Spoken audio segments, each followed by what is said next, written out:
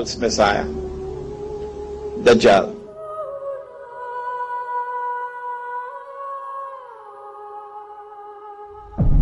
Which island is it? In 1917,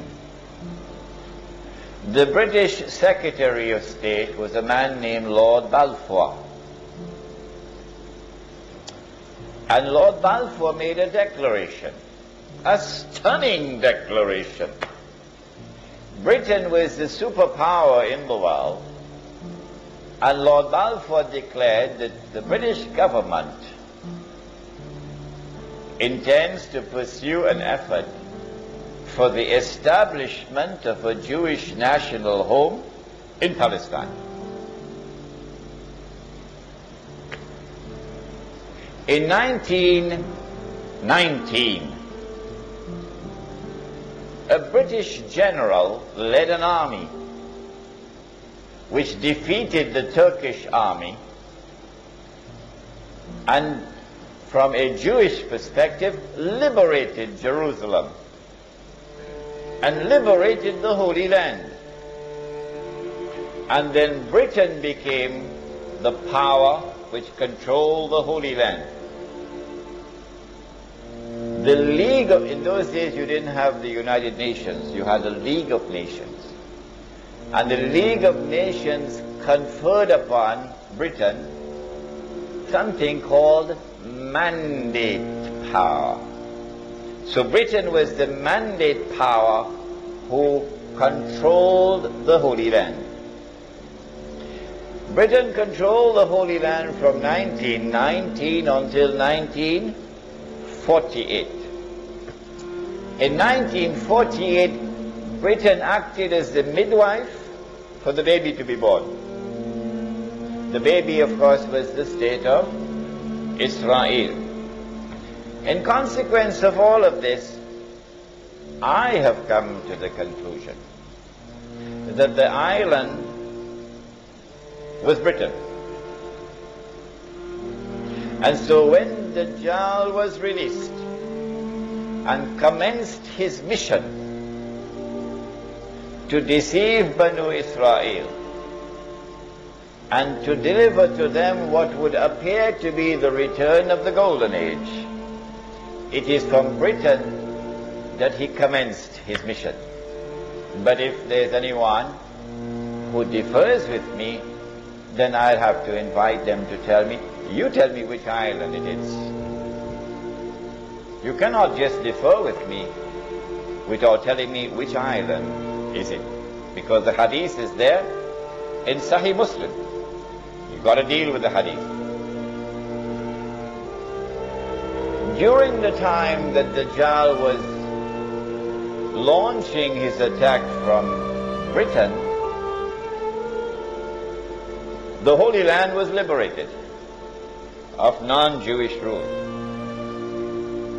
During the time that Britain was hosting Dajjal, the Jews came back to the Holy Land. And during the time that Dajjal was launching his attack from Britain, the state of Israel was restored. 3 out of 4 already delivered. And in all of this, the overwhelming majority of Jews have been absolutely convinced that all of this represents blessings from Allah. That Allah is validating the Jewish claim to truth.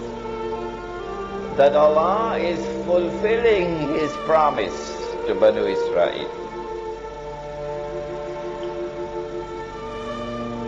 Now comes a little more difficult part. It was fairly simple to identify the island of Britain. If when Dajjal was in a day which lasts like a year, he will be in an island, according to the hadith of Tamim al-Dari, where will he be in a day which is like a month. Is he going to move to another territory? And if he moves to another territory, how can we recognize it?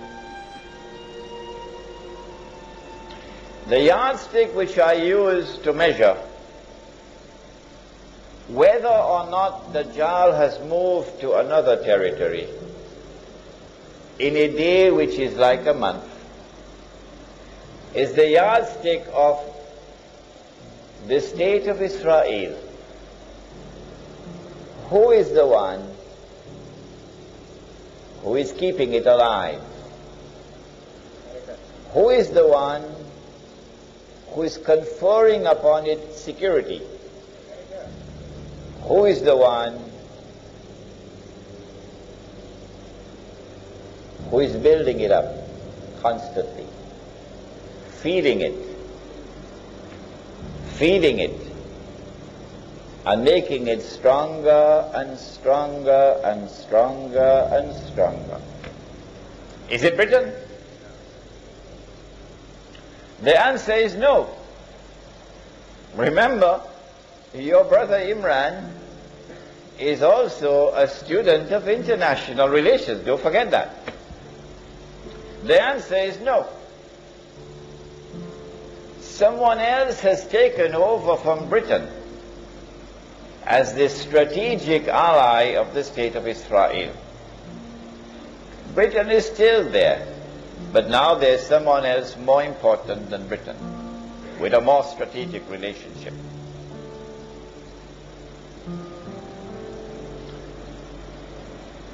The United States of America is without any question whatsoever the most important strategic ally of the state of Israel in the world today. Without any question whatsoever.